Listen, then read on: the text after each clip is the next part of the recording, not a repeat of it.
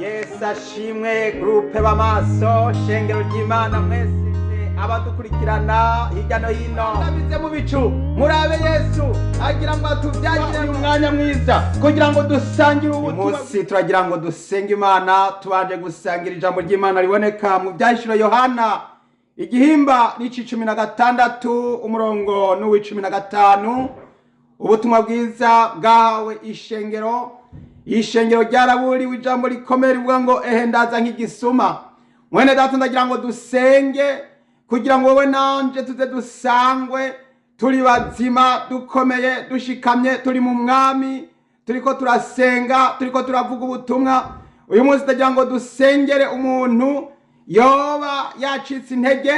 umuntu yoba atagifise imbaraga umuntu yoba atakiri mu bushobozi bwo gusenga umuntu yoba atakibasha gukura ku murongo ashingira intahe Yesu umuntu yoba atakibasha kuririmbira Imana umuntu yoba atakibasha kugira ngo akore igikorwa cy'umwami muri bino bihe ndagira ngo mbabwire yuko tugeze mu gihe cy'uko ingero y'umwana yama ipfira mu magodoka wa mugani murantunga wa mugani ugira usohore abantu benshi bagiye gusangwa ibikorwa byabo barabishize hasi umusaraba barawurambitse hasi bazogera ku kiraro babure icyo batambika maze basange byananiranye basange batagifise iyo bajabukira kuko bihakanye umwami Yesu bakamuteterereza hibonekeza ndagira ngo dusenge Imana mu byahishuro Yohana 16:15 jambo ry'Imana ravuga ngo ehe ndaza nk'igisuma hahirwa amaso akazigama impuzu ziwe ngo ntagenda amenya bakabona isoni z'ubwambure bwiwe Yesu ashimwe haleluya Yesu atendaza nk'igisuma Yesu agiye kuza araje amanutse araje agiraze mu bicu agiraze nk'igisuma Yesu agiraze nk'igisuma ndabwira abantu bari kure n'abari hafi abakenyezi abashinga nahe abakozi b'Imana ugwaruka mwese Yesu agiraze nk'igisuma ndagira ngo ucitse intege dufatanye gusenga ndagira ngo ucitse intege dufatanye gusenga dusenge imitwaro yawe ufise yizane turagira ngo dusenge imitwaro ufise yizane ntuyisigaze ntuyibike ntuyinyegeze ngwino dusenge umuntu wese yoba yacitse intege ngwino dusenge umuntu wese yoba atagifise imbaraga ngwino dusenge mu izina rya Yesu ngwino dusenge tuje imbere z'Imana maze dutakambira uwera wa Isirayeli oh haleluya mwene data wofise umutwaro ugomba ko dusengera ushira imbere z'Imana rya dusenge wofise igeragezo cakubangamiye gishira imbere tugira dusenge Imana ishimwe cyane Yesu yaravuze ngo nukorera umwami mugavye mwirinde kandi ngo mwirinde kugira ngo imitima yanyu ntiremerwe n'umwitwara ariko by'ubugingo muri bino bihagiye kuba umwitwara kudasanzwe hagiye kubaho amapfa n'ibyorezo n'intambara ibyo bigiye gutuma abantu bitwara ikisi bitwara iby'umubiri iby'impwemu babishire hasi ntibaye bagisenga ntibaye bakiritazira ntibagikorera Imana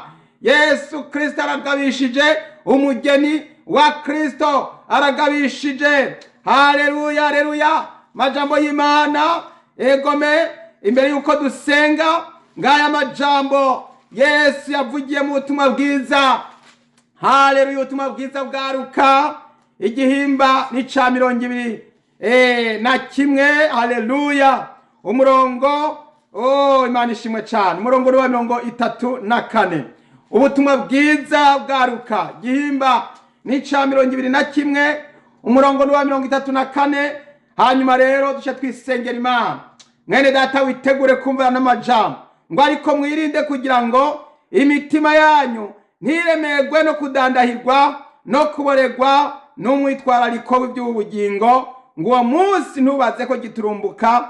nk'umutego kuko ari kuzoshika ku bantu bose bashakaje mu isi yose mwami mugavye musenge mu bihe byose kugira ngo muze mushobore guhunga ivyo byose bigira bibeho ngo muhagarare imbere y'umwana w'umuntu birashakirwa ko tugomba kuzohagarara imbere y'umwana w'Imana Yesu agiye kurangura agiye kumanuka hariya mu bicu agiye gushira ikimenyetso hariya mu bicu Yesu agiye guseruka ajya mu bicu agiye guhamagara abamukoreye agiye guhamagara abakijijwe agiye guhamagara bihanye baduge bamusanganire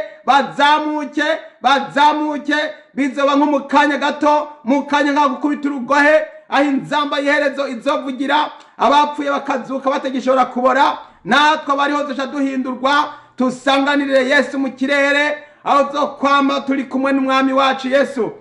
None rero nimwiruranisha ayo majambo mwene data ndagira ngo dufatanye gusenga. Haleluya, ndagira ngo dufatanye gusenga tuyisenga Imana kugira ngo abacitse intege bongere inkomezi ngo umwitwara ariko by'ubugingo uyu mwitwara ari kuri murahenda abantu muratwara abantu benshi bariko aritwara ariko by'ubugingo bananiwe barushe baracotse bararambiwe hataragera barambiwe kandi hari hasigaye akanya gato tukazamuka. Uyu mwitwara ariko mwene data ufise umwitwara ariko iby'isi ufise umwitwara ariko by'ubugingo byakubujije gusenga byakubujije kwihana byakubujije gukizwa neza byakubujije gushingira inta Yesu byakubujije gukorera Imana ngwino Yesu arakugomba ngwino tugira dusenge. Haleluya, Yesu aravuze ngo mwami mugavye musenge mu bihe byose kugira ngo muze mushobore guhunga ibyo byose bigira bibeho ngo muhagarara imbere y'umwana w'umuntu. Birashajwa ko duhagarara imbere ya Yesu duhagaze dushikamye dushajije twambaye amakanzo impuzu zera twambaye twiteguye kugira ngo Yesu azoze adusanga turimo dupepeya Yesu tuvuga tuti kaze Yesu tuti haleluya Yesu. Ndagira ngo dusenge Imana muri kano kanya. Oh haleluya, ca bugufa huri mwene data utura imitwaro yawe yose ntusigaze numwe ngwino dusenge Imana. Haleluya, data wo mwijuru mwami wera usumba byose muri kano kanya ndagushimiye cyane yuko wongeye kuduha kugaburirwa rino jambo ryawe mwami ritubwira yuko ugiye kuza nk'igisuma mwami. None rero uyu mwanya turagira ngo dusengera abantu mwami Yesu Kristo basinziriye bikangure abantu mwami barushe wongere kuruhukira muri Yesu barongera uburuhukiro muri Yesu barongera amahoro muri Yesu bararushe barasinzikaye mwami Yesu Kristo bagwaye ingwara itavurika turasenze Imana mu izina rya Yesu batabagwe bongere gukira bongere gukizwa bongere kwera bongere kwezwa bongere kwambikwa ikanzu nziza yera itanduye ikayangana mwami bakora ibikorwa byo kugororoka basenga ibihe byose turasengera abantu mwami baremerewe n'ibyisi by'abarengutse byabasenyukiye ko mwami batagifise mwami saganirizo batabagwe bongere gutabagwa mwami turasenze mu izina rya Yesu ngivyo abadayimoni bubatse bisenyuke ivyo abadayimoni bubatse bisenyuke ivyo abadayimoni banditse byose bihanagurike bifutwe turatabuye amadosiyo yose ya Satani turatabuye amadokima yose yo wamurwanizi kubana b'Imana amadokima n'amadosiye mwami Yesu n'ibirego byose kubasenzi byongere gufutwa mu izina rya Yesu mwami wacu Yesu Kristo. Bana yacu yo mwijuru ibyo wamwansi yabanditse ko bose bihanagurike ibyo umwansi yatwanditse ko byose bihanagurike ibyo umwansi yanyanditse ko byose bihanagurike ibyo umwansi yanditse kuri mwene data byose bihanagurike ibyo umwansi yanditse kuri umukenyezi byose bihanagurike ibyo umwansi yanditse kuri uyu mugabo byose bifutwe kuri uno musore bihanagurike no kuri uno mukobwa bihanagurike no kuri uno mukozi wawe bihanagurike ibyo umwansi yanditse ku ishengero bihanagurike mu izina rya Yesu. Amaraso ya Yesu yongere kuhagira umuntu wese amaraso ya Yesu ndisabiye amaraso ya Yesu yongere kutweza kudutunganya kudutuhagira mu mutima no ku mubiri n'ubugingo no mu mpwemu mwami wacu Yesu de kwicara twiteguye turi maso kuko ugiye kuza nk'igisuma uragiye kuza mwami ngo hamagara ishengero mwami turashikira ngo mwami dusengere abana bawe dusengera ubwoko bwawe dusengera abakristo abari kure n'abari hafi bakeneye ubutabazi bakeneye kwakira agakiza bakeneye kuvugutirwa no kwezwa birashagirwa mwami ngo bahore bagavye biteguye inzamba niyavuga baze bayumve mwami Yesu umugeni wa Kristo uyu munsi abari hehe abari hirya no hino iburasirazuba mu buraruko mu buseruko no mu burengero baze bumve ya nzamba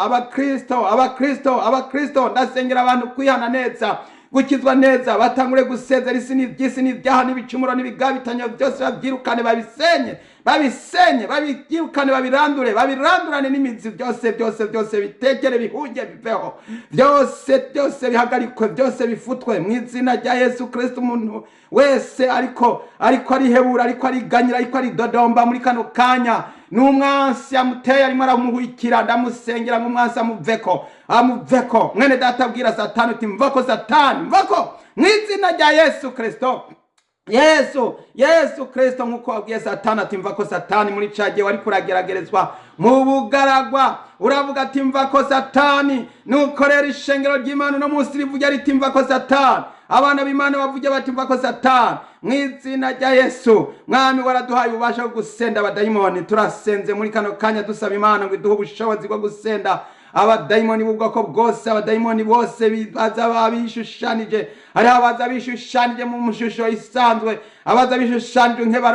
nk'amarobo abaza bishushanije nk'imizimu abaza bishushanije nk'amashinga n'amahembe abaza bishushanije mu bapfumu no mu bakonikoni mu izina rya Yesu byose byongere gusenyuka byongeye kurandukana byongeye kuranduranwa n'imizi mu izina rya Yesu Kristo. Mwami turaburije imigabo mibi yose yakupfuna kuzimu. Mwami waravuze ati nzoshinga ishengero kuri urwo rutare kandi atamarembo y'ikuzimu ntazorishobora. Mwami turagushimira wahawe ububasha bwose mu ijuru no mu isi turagushima kandi waravuze ati muzahabwa ubushobozi mpemu yeraniye abazako muzobi byabona byo kunshingira inta Yerusalemu ni Yudaya ni Samariya no gushitsa kumera y'isi. Ndasengera umwene data umuha ubushobozi bwo gushingira inta muri no minsi ya nyuma y'imperuka twature tuvuge Mwami Yesu niwe dutera ubwoba ntagira Mwami biza kutuburagiza bitubuza gushingira inta ntagira biza kutuburagiza bitubuza gusenga. Ndasengera umwene data bitagihibasha gukunda kwa senga Imana wongere kumuha kubyuka no gusenga wongere kumuha ubushobozi bwo kuyoboka no kugukorera bwo gusenga guhimbaza aho yatura yamamaza ashima avuga akenguruka ahimbaza ayoboka mu izina rya Yesu. Ndakweretse bamwe bayobotse bahamagawe ndakweretse bamwe batoranijwe Mwami kugira ngo baze bafatanye nawe tuze dufatanye nawe Mwami Yesu Kristo tuze tuneshe kuko witeguye kunesha kuko waramaze kunesha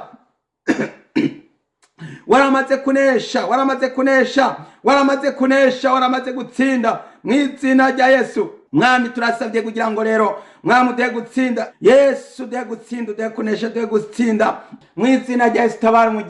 Utabara umugeni ndasengera abagwayi bakiri ibyaha bakiri ingwara bakiri ibibazo abagwayi mu mafyigo bongere gukira mu izina rya Yesu abagwayi mu mahaha abagwayi mu mutima ingwara y'umutima kira mu izina rya Yesu ingwara yo mu gitigu yongere gukira mu izina rya Yesu ingwara yo mu mavi Yesu inguzi ingwara zose Mwami aho ziri hose zongera gutekera ingwara z'ibyaha ingwara z'ubusambanyi ingwara zo kwipfuza ingwara zo kwikinisha ingwara zo Mwami zo kwipfuza iby'isi kwipfuza iby'abandi niko gusenga ibigirwamana Mwami abakiboregwa abakinywa inzoga n'abakinywa itabi turasenza Imana ngo batabagwe Mwami haracari umwanya w'ibyizigira hacari ibyizigira yuko umuntu yokizwa kuko Mwami urugi ntirurugagwa Mwami turagutabaje kugira ngo Yesu wongere kurokora abantu benshi barimo barasinzikazwa n'iby'isi barimo barasinzikazwa n'ibyaha bongere kurokoka bongere gutabagwa bongere kwezwa bongere kubohoka mu izina rya Yesu. Mwami w'icubahiro turagushimira yuko hari abantu benshi barimo barakira agakiza hari abantu benshi ariko barumva ubutumwa bwiza kuko ubutumwa bwiza bw'ubwami buriko burakwira hose munsi y'izuba kugira ngo Mwami abantu nibaze bagira ico bireguza kuko ubutumwa bumwe buraca ku marezo sosiyo ubutumwa buriko buraca ku maradiyo burimo buraca ku mateleviziyo burimo buraca ku mayira no ku mabarabara ahantu hose abantu bariko baravuga barimo baravugishwa abandi barimo barerekwa abandi barimo barahishurirwa. None Mana yacu yo mwijuru turakwiyeguriye turakwihaye Mwami turasabye umugeni yezwe umugeni atunganywe umugeni yambikwe imyambaro myiza impuzu nziza zera zitanduye zikayangana Mwami Yesu Kristo kugira ngo bagukorere Mana bagukorere bakuvugire bagusenge Mana wera baguhimbaze bagutazire kandi bakuyoboke yego Mana urakoze Mana yo mwijuru turagushimiye bitangaza birakoretse abantu barabohotse baratabawe abantu barahindukiye barakwiyeguriye Mwami barakiriye agakiza barakiriye Umwami nk'umukiza mu bugingo bwawo Mwami ndagushimiye none izina ryawe Mwami rihabwa icubahiro none uyu mwanya mwiza Mwami wacu Yesu umuntu wese yamaze kukwakira Mwami Mana yo mujongere kubohoka umuntu wese yamaze kukwakira ongere kukwemera kandi yongere kwikorera umusaraba maze yongere gukurikira mu izina rya Yesu. Oh haleluya, urakoze, izina ryawe rihabwa icubahiro, turabigushimiye, turabigukengurukiye, ubishimirwe, ni mu izina ry'umwami wacu yadupfiye ku musaraba i Golgotha. Amen.